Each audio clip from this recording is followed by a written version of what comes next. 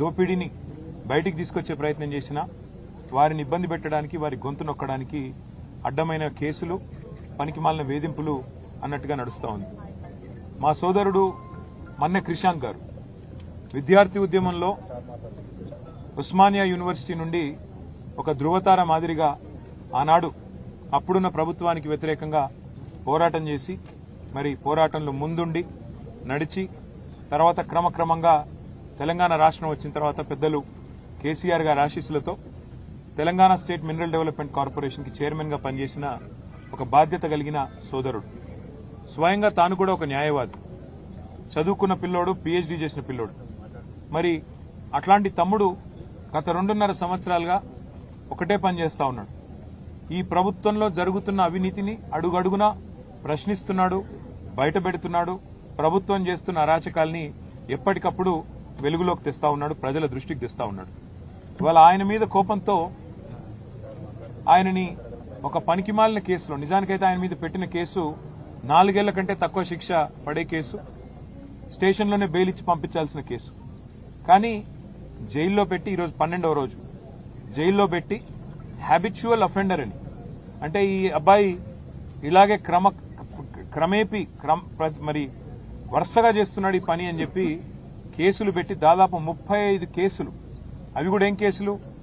ముఖ్యమంత్రి రేవంత్ రెడ్డి గారి ప్రభుత్వం ప్రపంచ సుందరి పోటీలు ఏవైతే ఇక్కడ జరిగినాయో అందులో మిస్ ఇంగ్లాండ్ ని వేధించింది, 2 కాంగ్రెస్ నాయకులు ఆ అమ్మాయిని సెక్షువల్లీ హరాస్ చేసినారు అని ట్వీట్ చేస్తే ఒక కేసు.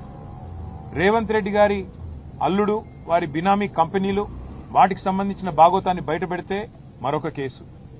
రేవంత్ రెడ్డి గారి బావమరిది సుజన్ రెడ్డికి అమృత్లో కాంట్రాక్టులు ఎట్లా ఇస్తారు, కేంద్ర ప్రభుత్వం మీరు కుమ్మక్కయ్యారు అని చెప్పి అది బయటికి తీసుకొస్తే మరొక కేసు.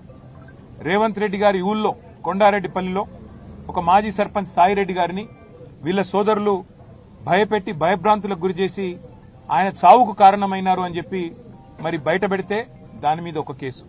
ఈ రకంగా 35 కేసులు తమ్ముడు మన్నె క్రిషాంక్ మీద పెట్టి ఇవాళ తనతో పాటు ఒక 10 మంది పిల్లల్ని ఇక్కడ తీసుకొచ్చి సంగారెడ్డి జైల్లో పెట్టి వారి కుటుంబ సభ్యులకు క్షోభ కలిగించడమే కాకుండా పైశాచికానందం పొందుతున్నారు ముఖ్యమంత్రి గారు. నేను ముఖ్యమంత్రి గారిని కోరుతా ఉన్నా, ఈ ప్రభుత్వాన్ని డిమాండ్ చేస్తా ఉన్నా, మీరు బీఆర్ఎస్ సోషల్ మీడియా మీద, బీఆర్ఎస్ నాయకత్వం మీద మీరు పెట్టే శ్రద్ధలో ఒక పైసా ఈ రాష్ట్రంలో శాంతి భద్రతల అదుపు మీద, రాష్ట్రంలో జరుగుతున్న అరాచకమైన నేరాల మీద కొద్దిగా దృష్టి పెట్టండి. నిన్న కరీంనగర్లో చూడండి, పట్టపగలు 11 గంటలకు, ఉదయం పగలు కూడా కాదు, ఉదయం 11 గంటలకి ఒక జ్యువెలరీ షాప్ మీద దాడి చేసి 4గురిని తుపాకీతో కాల్చేసి వాళ్ళందరూ హాస్పిటల్లో చావు బతుకుల్లో కొట్లాడుతూ ఉన్నారు. అట్లాంటి పరిస్థితులు ఇవాళ రాష్ట్రంలో ఉంటే మీకేమో ఇంతసేపు మీ మీద ఎవరు ట్వీట్ పెట్టారు, ఎవరు ఇన్స్టాగ్రామ్ లో పోస్ట్ పెట్టారు, దీనివల్ల రేవంత్ రెడ్డి గారికి పరువు ఏమవుతుంది?